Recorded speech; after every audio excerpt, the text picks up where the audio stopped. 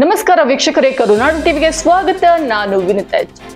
ವೀಕ್ಷಕರೇ, ನಾವು ಸಾಮಾನ್ಯ ಜನತೆ ಗಂಡ ಹೆಂಡತಿಯನ್ನ, ಹೆಂಡತಿ ಗಂಡನನ್ನ ಕೊಲೆ ಮಾಡುವುದನ್ನ ನೋಡ್ತಾನೆ ಇರ್ತೀವಿ.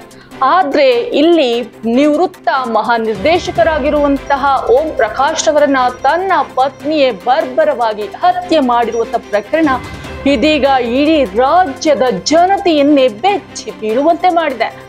ಈ ಪ್ರಕರಣಕ್ಕೆ ಸಂಬಂಧಪಟ್ಟಂತೆ ಇದೀಗ ಪತ್ನಿ ಪಲ್ಲವಿ ಹಾಗೂ ಅವರ ಮಗಳಾಗಿರುವಂತಹ ಕೃತಿ ಪೊಲೀಸರ ವಶದಲ್ಲಿದ್ದಾರೆ.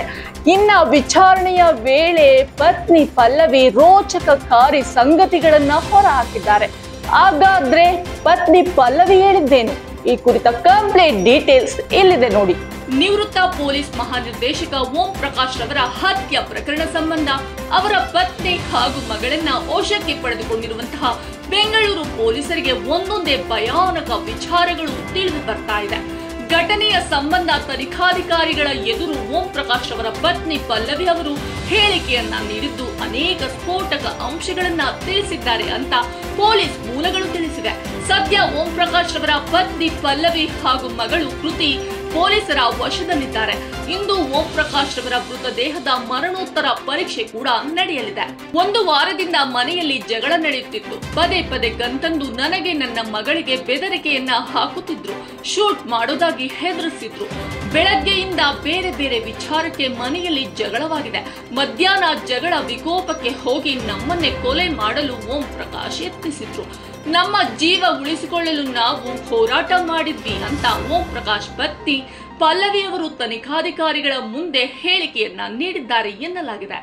ಬಳಿಕ ತೀವ್ರ ರಕ್ತಸ್ರಾವದಿಂದ ಓಂ ಪ್ರಕಾಶ್ ಸಾವಿಗೀಡಾಗಿದ್ದಾರೆ. ಘಟನೆಯ ನಂತರ ಸಂಜೆ ಪಲ್ಲವಿರವರು ಸ್ಥಳೀಯ ಪೊಲೀಸರಿಗೆ ಮಾಹಿತಿ ಕೂಡ ನೀಡಿದ್ದಾರೆ. ಇದೀಗ ಪ್ರಕರಣದಲ್ಲಿ ಪಲ್ಲವಿ ಮೊದಲನೆಯ ಆರೋಪಿಯಾಗಿದ್ರೆ ಹತ್ಯೆಯಲ್ಲಿ ಮಗಳ ಪಾತ್ರದ ಬಗ್ಗೆಯೂ ಪೊಲೀಸರು ವಿಚಾರಣೆಯನ್ನ ನಡೆಸುತ್ತಿದ್ದಾರೆ. ಸದ್ಯ ಇಬ್ಬರು ಪೊಲೀಸರ ವಶದಲ್ಲಿದ್ದಾರೆ. ನಿವೃತ್ತ ಪೊಲೀಸ್ ಮಹಾನಿರ್ದೇಶಕ ಓಂ ಪ್ರಕಾಶ್ ಅವರಿಗೆ 68 ವರ್ಷ ವಯಸ್ಸಾಗಿದ್ದು ಅವರ ಹತ್ಯೆ ಪ್ರಕರಣ ಸದ್ಯ ಕರ್ನಾಟಕದಲ್ಲಿ ಭಾರಿ ಸಂಚಲನವನ್ನ ಸೃಷ್ಟಿಸಿದೆ. ಘಟನೆಯ ಕುರಿತು ಓಂ ಪ್ರಕಾಶ್ ಅವರ ಪುತ್ರ ದೂರನ್ನ ನೀಡಿದ್ದಾರೆ. ಸದ್ಯಕ್ಕೆ ಯಾರನ್ನು ಕೂಡ ಬಂಧಿಸಿಲ್ಲ. ಆದರೆ ಅವರ ಪತ್ನಿ ಮತ್ತು ಮಗಳನ್ನ ಪೊಲೀಸರು ವಶಕ್ಕೆ ಪಡೆದುಕೊಂಡು ವಿಚಾರಣೆಯನ್ನ ನಡೆಸುತ್ತಿದ್ದಾರೆ ಅಂತ ಪಶ್ಚಿಮ ವಿಭಾಗದ ಹೆಚ್ಚುವರಿ ಪೊಲೀಸ್ ಆಯುಕ್ತ ವಿಕಾಸ್ ಭಾನುವಾರ ರಾತ್ರಿ ತಿಳಿಸಿದ್ದಾರೆ. ನೋಡಿದ್ರಲ್ಲ ವೀಕ್ಷಕರೇ, ಓಂ ಪ್ರಕಾಶ್ ರವರ ಪತ್ನಿ ಪಲ್ಲವಿರವರು ತಮ್ಮ ಪ್ರಾಣ ರಕ್ಷಣೆಗಾಗಿ ಕೊಲೆ ಮಾಡಿರುವುದಾಗಿ ತಿಳಿಸಿದ್ದಾರೆ.